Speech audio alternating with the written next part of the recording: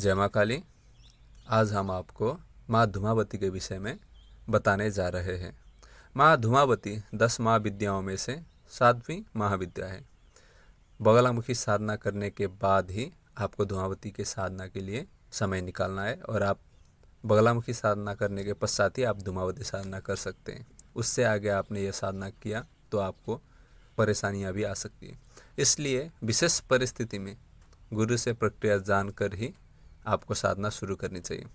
गुरु जानते हैं कि शिष्य को क्या साधना उचित है और क्या नहीं। धूमावती साधना सबके बस की बात नहीं है। इनके काम करने का ढंग बिल्कुल अलग है। बाकी महाविद्या श्री देती है और धूमावती श्री विहीनता अपने सूप में लेकर चली जाती है।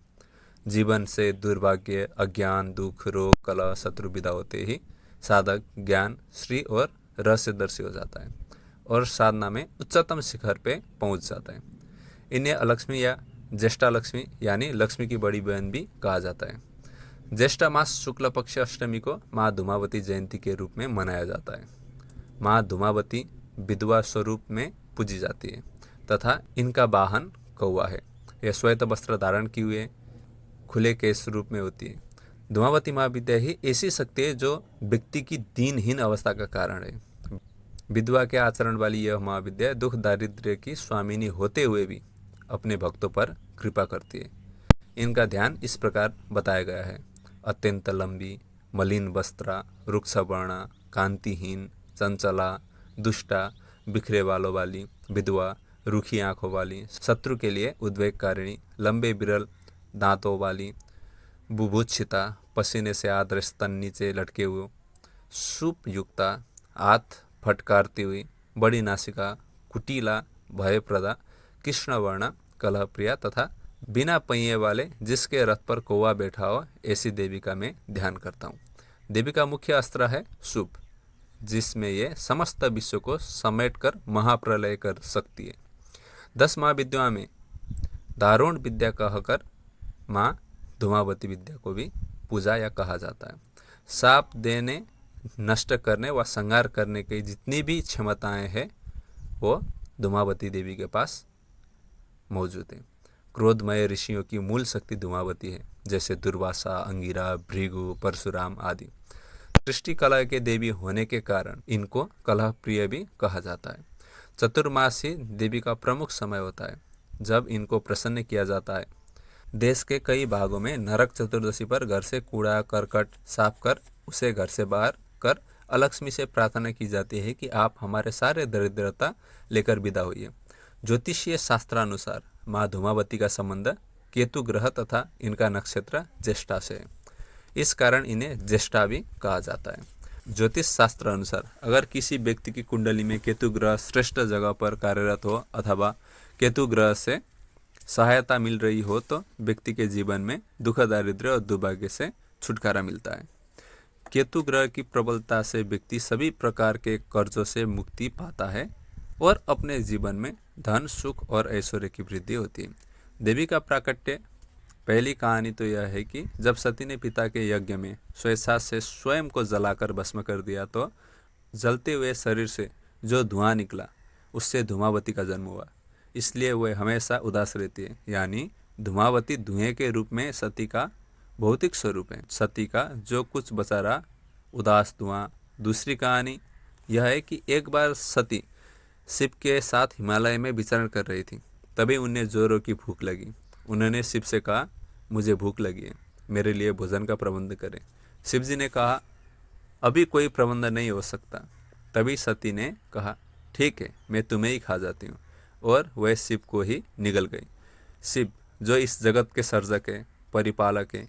फिर शिव ने उनसे अनुरोध किया कि मुझे बाहर निकालो, तो उन्होंने उगल कर उन्हें बाहर निकाल दिया। निगलने के बाद शिव ने उन्हें शाप दिया कि अभी से तुम विधवा रूप में रहोगी। तभी से वह विधवा है, अभिशप्त है। परित्यक्ता, भूख लगना और पति को निगल जाना सांकेतिक है। यह इंसान की कामनाओं का प्रतीक है जो कभी खत्म नहीं होती और इसलिए वह हमेशा असंतुष्ट रहता है। माँ धूमावती उन कामनाओं को खा जाने यानी नष्ट करने की ओर इशारा करती है। कुछ लोगों का मानना यह भी है कि गृहस्थ लोगों को माता धूमावती की साधना नहीं करनी चाहिए। और वहीं कुछ का ऐसा मानना है कि यदि इनकी साधना करना भी हो तो घर से दूर एकांत स्थान में अथवा एकांकी रूप में करनी चाहिए, परंतु ऐसी कोई बात नहीं है, घर पे भी अनुष्ठान कर सकते हैं। हमारे संपर्क में ऐसे साधक हैं जो घर पे साधनारत है और सब अच्छा हो रहा है। विशेष ध्यान देने की बात यह है कि इन महाविद्या का स्थायी आह्वान नहीं होता, अर्थात इन्हें लंबे समय तक अपने घर में स्थापित या विराजमान होने की कामना नहीं करनी चाहिए, क्योंकि ये दुख क्लेश और दारिद्रता की देवी है। जाप शुरू करने से पहले आह्वान करें और खत्म होने पर विसर्जन करें। पर ऐसे भी साधक हैं जिन्होंने इनको घर में स्थापित किया हुआ है और रोग शोक विघ्न बाधा कोसों दूर है। फिर क्या कहा जाए, लोगों ने व्यर्थ ही भ्रम फैलाया हुआ है इनके बारे में, ताकि पंडित पुरोहित की जी हजूरी करते रहें।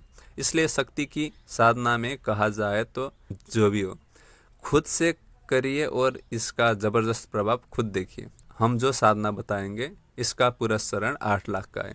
इनकी साधना के समय ऐसी भावना करनी चाहिए कि देवी प्रसन्न होकर मेरे समस्त दुख रोग दारिद्र्य कष्ट विघ्न बाधाएं क्लेश आदि को अपने सूप में समेट कर मेरे घर से विदा हो रही है और हमें धन लक्ष्मी सुख एवं शांति का आशीर्वाद दे रही है। कौवे का पंखा इनकी साधना में प्रयोग होता है। इनका यंत्र का निर्माण पान के पत्ते पर कौवे के कलम से और हनुमान जी को चढ़ाए हुए सिंदूर से बनवाना चाहिए।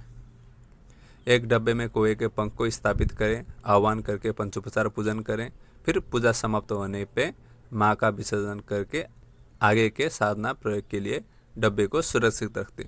अब आपको यंत्र क्या बनाना है? आपको कुछ भी बनाना नहीं है, बस एक त्रिशूल बनाना है और उसी को पूजन करना है। हवन में भी कौवा का पंख का प्रयोग होता है। ध्यान रखें कि इसके लिए कौवे को मारे नहीं, बल्कि खुद ब खुद नीचे गिरे हुए पंख का ही प्रयोग करना है। पंचमकार से भी इनकी साधना होती है, पर जो सामान्य साधक है उनके लिए यह उचित नहीं है। दक्षिणाचार से भी सारे कार्य तुरंत होते हैं। मंत्र प्रयोग की चर्चा आगे करेंगे। निरंतर इनकी स्तुति करने वाला कभी धन विहीन नहीं होता तथा उसे दुख छूते भी नहीं। बड़े से बड़े शक्ति भी इनके सामने नहीं टिक पाते। इनका तेज सर्वोच्च कहा जाता है। श्वेत रूप व धूम्र अर्थात धुआं इनको प्रिय है। पृथ्वी के आकाश में स्थित बादलों में इनका निवास होता है। देवी की स्तुति से देवी की अमोघ कृपा प्राप्त होती है। अब हम आपको स्तुति सुनाने जा रहे हैं और यह स्तुति आपको डिस्क्रिप्शन में भी मिल जाएगा। ओम विवर्णा चंचला कृष्णा दीर्घा च मलिनांबरा विमुक्त कुंतला रुच्छा विधवा बिरला द्विजा काकध्वज रथा रूढ़ा विलंबित पयोधरा स्वरूपहस्तातिरुक्षाक्षी घृतहस्ता वरान्विता प्रवृद्ध घोणातुक वृषम कुटिला कुटिलेक्षणा क्षुत्पिपासार्दिता नित्यं भयदा कलहस्पदा सौभाग्यदात्री धूमावती कवचम। ओम सौभाग्यदात्री धूमावती कवचम। धूमावती मुखम पातु धूम धूम स्वाहा स्वरूपिणी ललाटे विजया पातु मालिनी नित्य सुंदरी कल्याणी हृदय पातु हंसरी नाविदेशके सर्वांग पातु देवेशी निष्कला भगमालिनी सुपुण्यम कवचम दिव्यम य पठेद भक्ति संयुत सौभाग्यमतुलम प्राप्तम जाते देवी पुरम ययो। श्री सौभाग्य धूमावती कल्पोक्त धूमावती कवचम। ओम श्री पार्वती उवाच धूमावत्यर्चनं शम्भो श्रुतं विस्तरतो मया कवचं श्रोतुमिच्छामि तस्य देव वदस्य मे। श्रीभैरव उवाच शृणु देवी परङ्गुह्यं प्रकाश्यं कलौ युगे कवचं श्रीधूमावत्या शत्रुनिग्रहकारकं ब्रह्माद्यादेवी सततं यद्वसादरिघातिन योगिनो भगवन् शत्रुन् यस्य ध्यानप्रभावत। ओम अस्य श्री धूमावती कवचस्य पिपलाद ऋषि निवृत्त छंद श्री धूमावती देवता धूम बीजम स्वाहा शक्ति धूमावती कीलकम शत्रु हननार्थे जपे पाठे विनियोगः।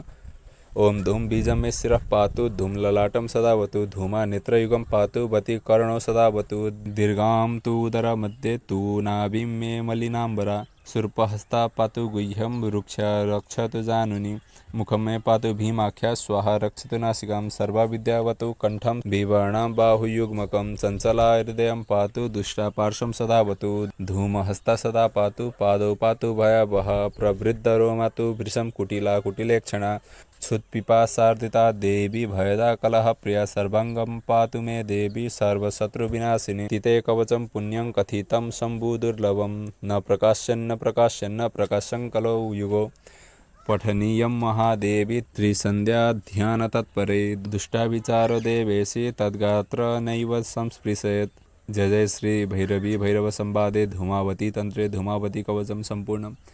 यह कवच पाठ करने से समस्त शत्रु विघ्न, समस्त शत्रु बाधाओं से आपको मुक्ति मिलती है और समस्त अलक्ष्मी नष्ट होकर आपके घर में लक्ष्मी का वास होता है। अगर आपको वीडियो पसंद आया हो तो हमारे चैनल को सब्सक्राइब करें और वीडियो को लाइक, कमेंट और शेयर करें। मैं डीएनए बाबा आपसे फिर मिलूँगा, तब तक के लिए जय माँ काली।